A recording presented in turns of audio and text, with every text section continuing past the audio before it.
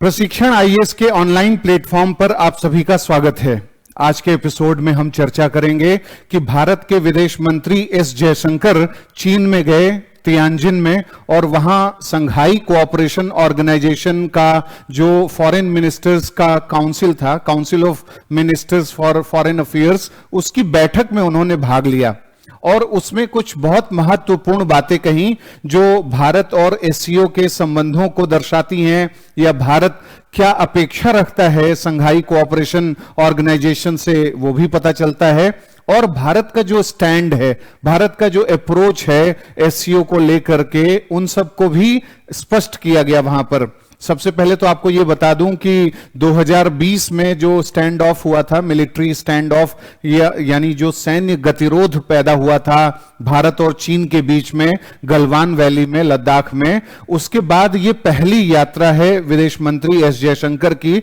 और वो एससीओ में गए जब इस समिट में, फॉरेन मिनिस्टर्स के समिट में, तो वहां पर उन्होंने उनकी मुलाकात जो है वहां के राष्ट्रपति से हुई, यानी जी जिनपिंग से हुई, और उन्होंने स्पष्ट रूप से कहा कि जो अभी भारत और चीन के बीच में विवाद रहा है उसमें बायलैटरल रिफॉर्म्स में सुधार, बायलैटरल रिलेशंस में सुधार हुआ है और भारत और चीन इस दिशा में आगे बढ़ रहे हैं। लेकिन डी एस्केलेशन जो है, यानी कैसे सैन्य गतिरोध दूर करना है और जो मिलिट्री वहां पर है, चीन के जो सोल्जर्स हैं वो उस एरिया से कैसे बाहर हटें और अपने दायरे में रहें, और इधर भारत भी इस चीज का पालन करेगा, इस मुद्दे पर विशेष रूप से बात कही गई। और सबसे इंपॉर्टेंट बात यह भी कही गई कि जो एससीओ है, ये इसका मकसद क्या है, क्यों बनाया गया था एससीओ, उसके मकसद को जयशंकर ने याद दिलाया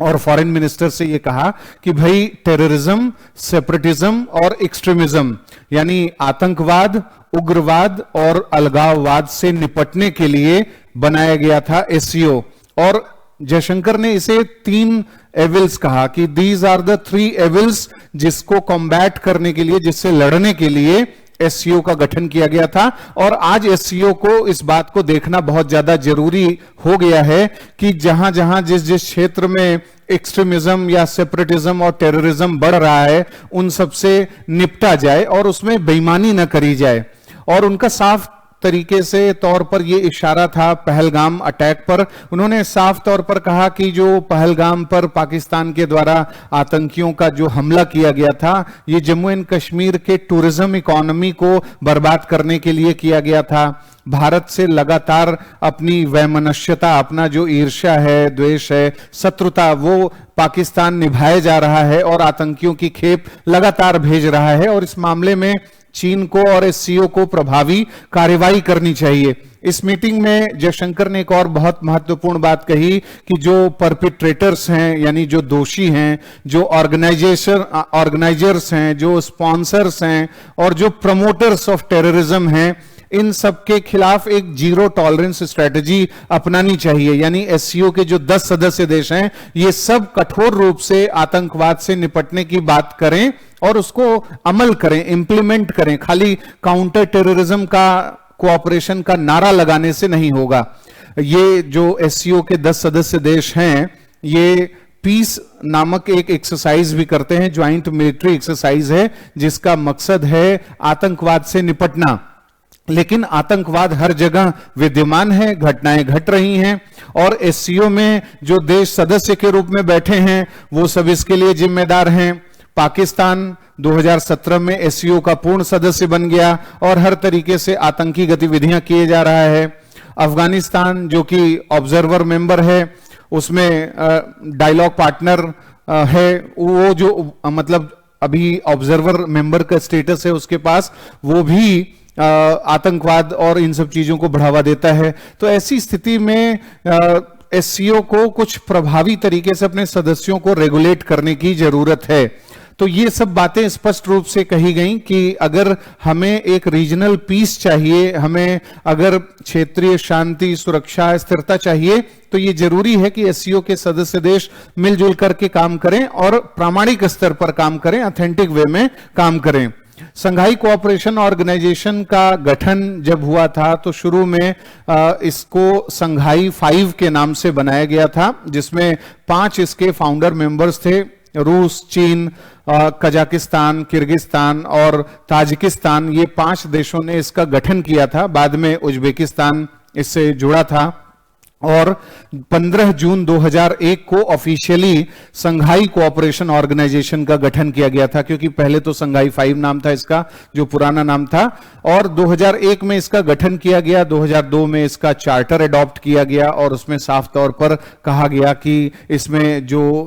क्षेत्र हैं, जो सदस्य देश हैं, उन सब में शांति स्थापना, स्थिरता को बढ़ावा देना, पॉलिटिकल, सोशल, कल्चरल जो यूनिटी है और इंटीग्रेशन के जो काम हैं, उन सब पर बल दिया जाएगा। और इस तरीके से संघाई कोऑपरेशन ऑर्गेनाइजेशन ने काम करना शुरू किया और उसके लक्ष्यों में यह बात शामिल थी कि किसी भी प्रकार का एक्सट्रीमिज्म, टेररिज्म, फंडामेंटलिज्म, सेपरेटिज्म, ये सब अगर कहीं भी प्रमोट हो रहा है तो चूंकि ये सब थ्रेट होगा पीस के लिए, इसलिए इसको काउंटर किया जाएगा। बाद में धीरे धीरे इसमें कुछ और सदस्य जुड़ते गए और उज्बेकिस्तान जब जुड़ गया तो 2017 में भारत और पाकिस्तान को इसका पूर्ण सदस्य बनाया गया। फिर उसके बाद 9वां सदस्य ईरान बना और अभी 10वां सदस्य बेलारूस को बनाया गया है। यानी संघाई कोऑपरेशन ऑर्गेनाइजेशन में अभी वर्तमान में 10 सदस्य देश हैं। अगर हम ऑब्जर्वर मेंबर की बात करें तो ईरान, बेलारूस, ये सब ऑब्जर्वर मेंबर पहले थे, लेकिन चूंकि ये पूर्ण सदस्य का दर्जा मिल गया है, भारत और पाकिस्तान भी पहले ऑब्जर्वर मेंबर थे, इन सबको भी पूर्ण सदस्य का दर्जा मिल चुका है। तो अभी बस 2 देश ऐसे हैं, यानी अफगानिस्तान इसमें है और मंगोलिया, ये दोनों देश जो है ऑब्जर्वर मेंबर के रूप में अपनी भूमिका निभा रहे हैं। डायलॉग पार्टनर की बात करें तो इसके डायलॉग पार्टनर में आर्मेनिया है, अजरबैजान है, टर्की है, नेपाल है, श्रीलंका है, ये सब देश इसमें डायलॉग पार्टनर के रूप में रखे गए हैं, जो संघाई कोऑपरेशन ऑर्गेनाइजेशन की बैठकों में भाग लेते हैं और वहां अपनी जो ओपिनियन है या अपना जो भाव है वो सब भी स्पष्ट करते हैं, ताकि उन्हें भी इस मामले में सहयोग मिल सके। इसके साथ अगर हम देखें कि संघाई कोऑपरेशन ऑर्गेनाइजेशन की फंक्शनिंग कैसी है, कैसे काम करता है, तो इसके 2 परमानेंट जो है ऑर्गेनाइजेशंस हैं। There are 2 permanent bodies of SCO. पहला जो है उसको हम एससीओ सेक्रेटेरिएट बोलते हैं, यानी एससीओ का जो सचिवालय है। एससीओ के का सचिवालय बीजिंग में स्थित है और एससीओ का जो दूसरा परमानेंट बॉडी है वो है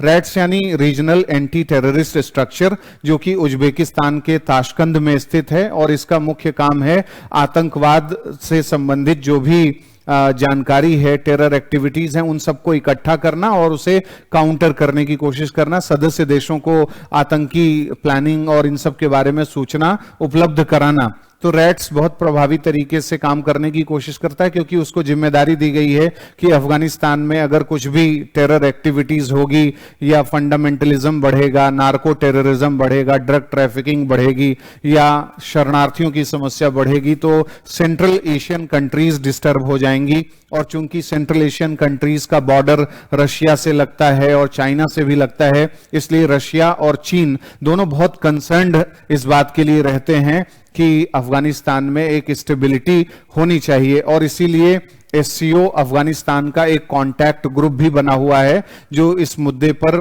बैठक करता है, चर्चा करता है कि कैसे अफगानिस्तान में कोई भी ऐसी जो गतिविधि है, टेरर एक्टिविटीज, वो शांति को प्रभावित न कर सके।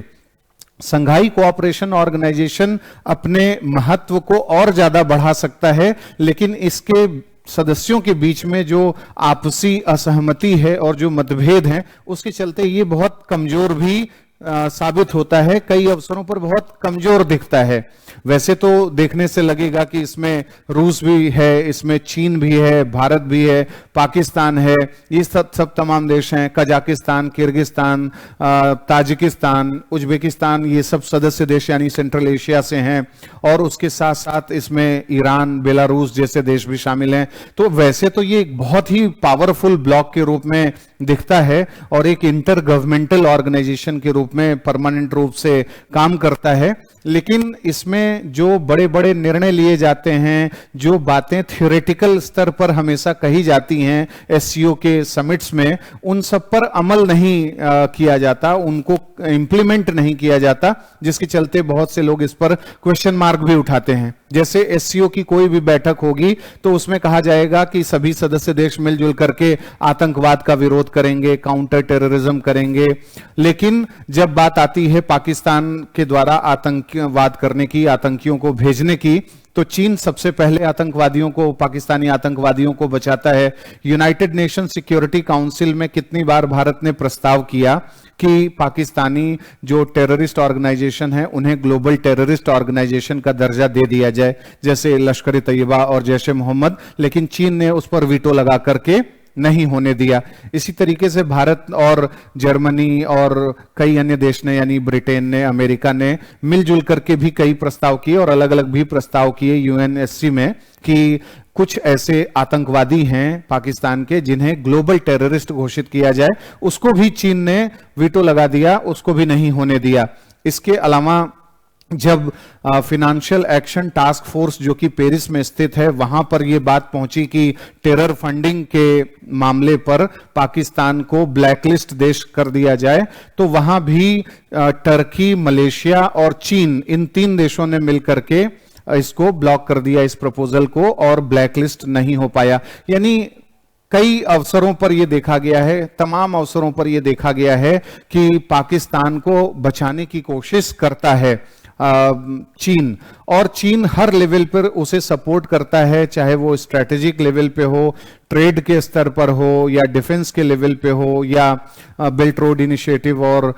स्ट्रिंग ऑफ पर्ल पॉलिसी के लेवल पे हो, सब जगह उसे सपोर्ट करता है। तो ऐसी स्थिति में कहां रीजनल पीस हो पाएगा, कहां क्षेत्रीय शांति और स्थिरता की चीजें देखी जा सकती हैं। और ये एक प्रमाण अभी हाल के समय में ही मिला है कि जब हमारे defence minister Rajnath Singh SCO की डिफेंस मिनिस्टर्स की बैठक में भाग लेने गए थे, तो उसमें जो ज्वाइंट स्टेटमेंट आया, जो लास्ट में डिक्लेरेशन जारी किया जाता है बैठक के बाद एससीओ का, उसमें पहलगाम हमले का जिक्र भी नहीं था। और पहलगाम हमले का अगर जिक्र हो जाता तो पाकिस्तान एक्सपोज होता और एससीओ के जो सदस्य देश हैं उनके मन में पाकिस्तान के प्रति फिर एक कठोर धारणा रखनी पड़ती। इसलिए पाकिस्तान की स्थिति बहुत ज्यादा डाउन न हो और वो बहुत इनइफेक्टिव न हो जाए, इसके लिए चीन ने उसमें जिक्र नहीं किया, जिसका विरोध किया भारत ने, और भारत ने इस पर साइन नहीं किया। जबकि पाकिस्तान ये चाहता था कि उसके ऊपर जो टेरर अटैक्स हो रहे हैं, बलूचिस्तान जो बलोच सेपरेटिस्ट हैं, जो इंसर्जेंट्स हैं उनके द्वारा, उन सब का जिक्र उसमें रहे। तो ये जो दोहरा मापदंड है, ये जो हिपोक्रेसी है, इसके चलते बहुत ही समस्याएं देखी गई हैं कि एक जो यूनिटी होनी चाहिए संघाई कोऑपरेशन ऑर्गेनाइजेशन के स्तर पर, वो देखने को नहीं मिल पाती। और इसके साथ साथ ये भी है कि ये सब जो सदस्य देश हैं, चीन और रशिया इसमें बैठे हुए, ये कहते हैं कि हम यूनाइटेड नेशंस रिफॉर्म के लिए बात करेंगे, हम WTO reform, IMF reform, world bank reform, इन सब यानी जो ग्लोबल इंस्टीट्यूशनल रिफॉर्म्स हैं इस पर कार्यवाही करेंगे। लेकिन जब बात आती है इंप्लीमेंटेशन की तो ये सब देश इस पर कोई कार्यवाही नहीं करते। और ये चीज अक्सर देखी गई है कि जब भी यूनाइटेड नेशंस में उसके डेमोक्रेटाइजेशन को लेकर के, उसके स्ट्रक्चर और फंक्शनिंग को लेकर के कोई रिफॉर्म का प्रस्ताव लाया गया है, तो उसमें बहुत ज्यादा इंटरेस्ट इन लोगों ने नहीं दिखाया है। और चाइना तो विशेष तौर पर, चाइना को अपनी शक्ति से मतलब है, चाइना के पास पूरा फुल पावर है यूनाइटेड नेशंस के स्तर पर, तो वो उसी को एंजॉय करना चाहता है और एंटरटेन करना चाहता है, बाकी आगे नहीं बढ़ता। और जबकि ये बात सर्वविदित है कि संघाई कोऑपरेशन ऑर्गेनाइजेशन में 2 सदस्य ऐसे हैं जो यूएनएससी के परमानेंट मेंबर हैं, और यूएनएससी में अगर भारत को एंट्री मिलनी है तो इन दोनों का बहुत बड़ा रोल है, और यूएनएससी में रिफॉर्म होना है तो भी इन दोनों देशों का बहुत बड़ा रोल है। इसके साथ साथ दुनिया के अलग अलग क्षेत्रों में जहां भी युद्ध की स्थितियां हैं, चाहे वो रूस यूक्रेन युद्ध हो, इजराइल फिलिस्तीन युद्ध हो, सीरिया हो, अफगानिस्तान हो, और अफ्रीकन कंट्रीज से रिलेटेड विवाद हो, वहां सब जगह स्टेक्स हैं, सब जगह हिस्सेदारी है चीन का, रशिया का, इन सब देशों का, और इनके अपने इन्वेस्टमेंट्स हैं, और ये अपने अपने प्रेफरेंसेस के बेसिस पे अलग अलग गुटों को, अलग अलग देशों को मदद करते हैं और कुछ देशों को मदद बिल्कुल नहीं देते। ऐसी स्थिति में भी देखा जाता है कि संघाई कोऑपरेशन ऑर्गेनाइजेशन एक बहुत मजबूत और इफेक्टिव संस्थान के रूप में पेश नहीं हो पाता, जबकि इसका मकसद ही है कि कैसे मल्टीपोलैरिटी को आगे बढ़ावा दिया जाए, यानी बहुध्रुवीयता को, बहुपक्षीयता को। अगर ग्लोबल ऑर्डर यूनिलैटरल होगा, यूनिपोलर होगा, यानी एक ध्रुवीय विश्व व्यवस्था होगी जिसमें अगर अमेरिका, फ्रांस, जर्मनी, इजराइल जो वेस्टर्न ब्लॉक्स हैं, अगर वो सब देश मजबूत होंगे तो इन सब विकासशील देशों की स्थिति डाउन होगी, यानी इनका जो बार्गेनिंग पावर है वो कमजोर हो जाएगा। इसलिए भी ये जरूरी है कि इनके बीच में एक यूनिटी होनी चाहिए, लेकिन यूनिटी नहीं हो पाती। उसके पीछे के रीजंस ये भी हैं कि भारत के जितने भी पड़ोसी देश हैं वो किसी न किसी रूप में एससीओ में ऑब्जर्वर मेंबर या डायलॉग पार्टनर, और एक तो फुल मेंबर के रूप में ही है पाकिस्तान, और इन सबको जो है चीन अपने प्रभाव में लेने की कोशिश करता है, चीन अपना इन पर वर्चस्व बनाने की कोशिश करता है ताकि वो भारत को ज्यादा डाउनग्रेड कर सके। तो ऐसी जब स्थितियों के साथ वो कार्यवाही करेगा तो निश्चित रूप से सहयोग बहुत अच्छे तरीके से नहीं हो पाते, और जो बॉर्डर डिस्प्यूट्स हैं भारत और चीन के बीच में वो भी आड़े आते हैं। जब भी एससीओ में कोई बड़ा डिसीजन लेना है तो वो डिसीजन तभी सक्सेसफुल हो पाएगा जब चीन के मन में भी कोई बहुत ज्यादा धारणा गंभीर नहीं होगी भारत के अगेंस्ट में, और इंडिया के मन में भी चीन के प्रति बहुत ज्यादा गंभीर कोई पूर्व धारणा नहीं होगी। तो जो बॉर्डर डिस्प्यूट है इस पे तो दोनों के मन में गंभीर धारणाएं बनी हुई हैं। तो डी एस्केलेशन, डिसएंगेजमेंट और D induction of the military troops, ये पूरा जो प्रोसेस है, पीस प्रोसेस है, फिर मिलिट्री कमांडर के लेवल पे जो टॉक है इंडिया चाइना के बीच में, इन सबको अगर सही एग्जीक्यूशन किया जाए इसका, तो भी बहुत सी चीजें संघाई कोऑपरेशन ऑर्गेनाइजेशन के लेवल पे ठीक हो सकती हैं, यानी उसे और ज्यादा इफेक्टिव बनाया जा सकता है। संघाई कोऑपरेशन ऑर्गेनाइजेशन की समिट पर उतना ज्यादा चर्चा नहीं होना चाहिए जितना एससीओ को और ज्यादा प्रभावी बनाने की कोशिश होनी चाहिए। अब अभी की वस्तु स्थिति अगर हम देखें तो चीन के मन में भी वेस्टर्न जो पावर्स हैं, खासकर ट्रंप और अमेरिका, उसको लेकर के एक संशय और एक जो है डर की स्थिति मन में बनी हुई है। भारत के मन में भी है क्योंकि टैरिफ बहुत ज्यादा लगाने के चक्कर में पड़े हैं। ट्रंप एक अगस्त से बोल चुके हैं कि ज्यादा से ज्यादा टैरिफ लगाया जाएगा रशिया के मुद्दे पर, और जो नेटो के चीफ के द्वारा जो भारत को, ब्राजील को, चीन को, इन सब देशों को धमकाया गया है कि ये रशिया के साथ ट्रेड न करें। ये पूरी बातें ये शो करती हैं कि कैसे जो वेस्टर्न ब्लॉक है लेड बाय अमेरिका, वो विकासशील देशों को अब टारगेट करना चाहते हैं, और यही कारण है कि भारत जो है मुखर रूप में संघाई कोऑपरेशन ऑर्गेनाइजेशन की बैठकों में भाग ले रहा है। अभी राजनाथ सिंह गए, फिर उसके बाद एस जयशंकर गए, इसके पहले जो कजान में मीटिंग हुई थी रूस में एससीओ की, उसमें प्रधानमंत्री मोदी जी जिनपिंग राष्ट्रपति से भी मिले थे। तो ये चीजें जो हो रही हैं इसके माध्यम से प्रयास किया जा रहा है कि चीजों को सही दिशा दी जाए, शेप बहुत अच्छे तरीके से इसको दिया जा सके। लेकिन कुछ चीजों को चीन को भी सोचना होगा, चीन को थोड़ी सी जिम्मेदारी जरूर निभानी चाहिए। अगर अपने जो उसकी एक्सपेंशनिस्ट पॉलिसीज हैं उसमें थोड़ा सा कमी ले आने की कोशिश करे, और कुछ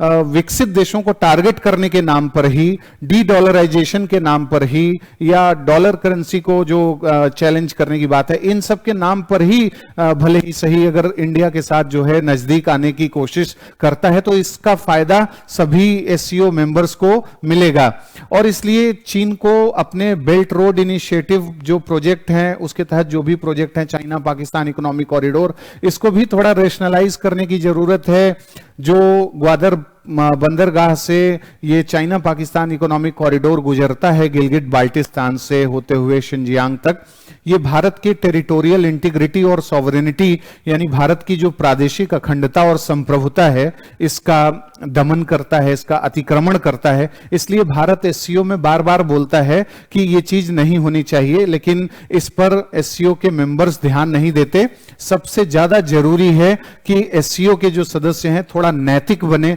थोड़ा जिम्मेदार बने, थोड़ा रिस्पॉन्सिबल और रिस्पॉन्सिव होकर के जो गलत ऐसी कार्यवाही है बेल्ट रोड इनिशिएटिव के तहत कम से कम उसकी आलोचना भर्त्सना न करें, तो कम से कम ये पॉइंट तो रखें ही कि चीन को अपने को करेक्ट करने की जरूरत है, रेक्टिफाई करने की जरूरत है इस मुद्दे पर, ताकि साउथ एशिया में भी बहुत ज्यादा जो गंभीर अस्थिरता की स्थितियां बन जाती हैं चीन की पॉलिसी से, वो सब न बने। लेकिन चीन कहां इससे बाज आएगा। चीन लगातार कोशिशें कर रहा है कि वो भारत के पड़ोसी देशों, इंडियन ओशन के आसपास के जो देश हैं, तटीय देश हैं, उन सब पर अपना प्रभाव ज्यादा से ज्यादा जमाने की कोशिश करेगा। अभी हाल के समय में देखा गया है कि जो अफगानिस्तान है, अफगानिस्तान को साफ तौर पर चीन ने ऑफर किया कि वो बेल्ट रोड इनिशिएटिव के तहत जो चाइना पाकिस्तान इकोनॉमिक कॉरिडोर है उससे जुड़ जाए, और अफगानिस्तान ने इसके लिए सहमति भी दे दी है सैद्धांतिक स्तर पर कि अभी जो ग्वादर बंदरगाह से होकर के शिनजियांग तक जा रहा था वो वहीं पाकिस्तान से ऊपर जाते हुए अफगानिस्तान से वो चाइना पाकिस्तान इकोनॉमिक कॉरिडोर जुड़ जाएगा। तो ऐसी स्थिति में फिर भारत के हित और प्रभावित होंगे।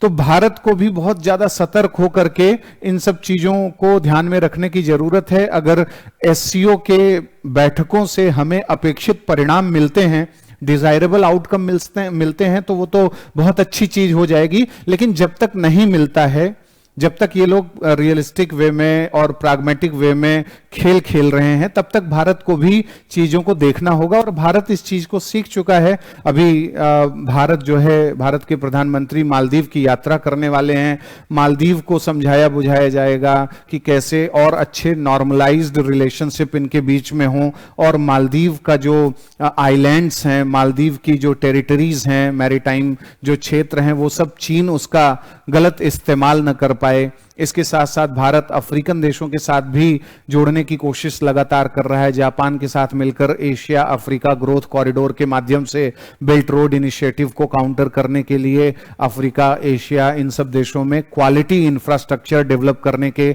लिए भी काम कर रहा है। तो भारत के ये जो उद्देश्य हैं, यही भारत को वैधता दिलाते हैं, और भारत को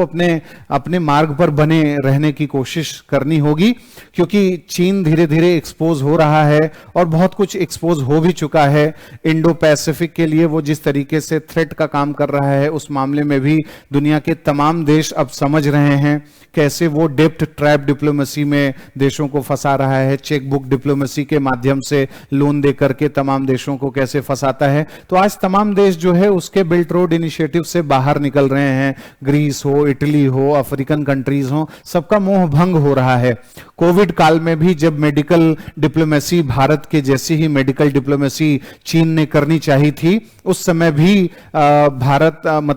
भी तमाम देशों ने कहा कि भाई तुम्हारी दवाइयों पर हमें बहुत ज्यादा भरोसा नहीं है, तुम्हारी वैक्सीन पर, और उसको वापस भी कर दिया था। तो ये सब चीजें शो करती हैं कि अगर भारत बहुत अच्छे तरीके से डिप्लोमेटिकली जो अलग अलग कॉन्टिनेंट के देश हैं उन सब से अपने एंगेजमेंट्स प्रभावी तरीके से रखता है, तो वो चीन को काउंटर कर पाने में कुछ हद तक, काफी हद तक कह सकते हैं सफल होगा, समर्थ होगा। लेकिन एससीओ के स्तर पर भारत को थोड़ा विशेष प्रकार की कूटनीति अपनानी पड़ेगी। और एससीओ के जो देश हैं, क्योंकि इसमें अभी हम लोगों ने चर्चा किया कि इसमें दो डायलॉग पार्टनर काकेसस रीजन वाले हैं, आर्मेनिया और अजरबैजान। अगर हम देखें तो इसमें चीन कहीं पर और रशिया का कहीं पर जो है पोजीशन है इस युद्ध में, यानी आर्मेनिया और अजरबैजान के युद्ध में। और वहीं भारत का अगर हम देखें तो भारत जो है आर्मेनिया के साथ उसके अच्छे रिलेशन हैं और भारत जो है डिफेंस एक्सपोर्ट कर रहा है, अपने कई प्रकार की मिसाइल्स और जो हथियार हैं वो सब भारत ने आर्मेनिया को बेचे हैं। और वहीं दूसरी तरफ अजरबैजान जो है पाकिस्तान और चीन के सुर में सुर मिलाकर के, टर्की के सुर में सुर मिलाकर के पहलगाम के मुद्दे पर भारत के अगेंस्ट में उसने बातें कही। मतलब उसने पाकिस्तान को कुछ गलत नहीं कहा और पाकिस्तान पर कोई क्वेश्चन मार्क पहलगाम जो हमला था उस पर उसने नहीं उठाया, जिसके बाद जो है भारत की तरफ से भारत के जो टूरिस्ट वगैरह हैं, भारत की जो कंपनियां हैं, भारत के जो एजुकेशनल सेंटर्स हैं, उन सब ने अजरबैजान और टर्की का बहिष्कार करना शुरू कर दिया। बाइकॉट टर्की और बाइकॉट अजरबैजान का भी कॉन्सेप्ट सामने आया। तो केवल बाइकॉट करना इन देशों को ही नहीं आना चाहिए, भारत को भी अब बहुत प्राग्मेटिक होकर के ये सब काम करना होगा। हम सहयोग करें, अगर हमें एससीओ के देशों से सहयोग मिलता है, सदस्य देशों से, तो हम उस सहयोग को बढ़िया तरीके से आगे बढ़ाएं। और अगर हमें सहयोग नहीं मिल रहा है, सब डिप्लोमेटिकली ही खेल रहे हैं, तो भारत को भी डिप्लोमेटिकली खेलने के लिए आगे आना होगा। और भारत उस दिशा में ठीक ठाक कार्यवाही अभी कर रहा है, इसलिए अभी आने वाले समय में इसका जो जियोपॉलिटिकल पोजीशन है वो और स्ट्रांग रूप में सामने आएगा, क्योंकि हम रशिया को अपने फेवर में लेने की कोशिश कर रहे हैं, लगातार उससे बातचीत कर रहे हैं। और जो अमेरिका बार बार भारत को धमका रहा है रशिया के से डील के मुद्दे पर, वहां पर अगर हम पीछे नहीं जा रहे हैं तो निश्चित रूप से रशिया को एक अच्छा संदेश मिलेगा कि भारत जो है उसके साथ खड़ा हुआ है। तो इस तरीके की जो मल्टीपल कार्यवाहियां हैं, एक बहुउद्देशीय जो रणनीति है, इसको अपना करके भारत जो है एससीओ को और ज्यादा मीनिंगफुल और आउटकम ड्रिवन बना सकता है। तो आपका क्या विचार है इस मुद्दे पर? एससीओ को कैसे ज्यादा फ्रूटफुल मंच बनाया जा सकता है, मीनिंगफुल कैसे बनाया जा सकता है? भारत का पोजीशन एससीओ में आप किस रूप में देखते हैं? आप हमें कमेंट बॉक्स में बता सकते हैं। इसके साथ साथ आप जो है ये भी बताइए कि संघाई कोऑपरेशन ऑर्गेनाइजेशन जो है इसका ग्लोबल जीडीपी में कितना प्रतिशत शेयर है, ग्लोबल पॉपुलेशन में इसका कितना प्रतिशत शेयर है, और जो कंबाइंड जीडीपी है एससीओ सदस्य देशों की वो कितनी है? ये 3 आंसर्स जो प्रीलिम से रिलेटेड हैं आप हमें कमेंट बॉक्स में बता सकते हैं। अगले कार्यक्रम में फिर मिलेंगे, इजाजत दीजिए।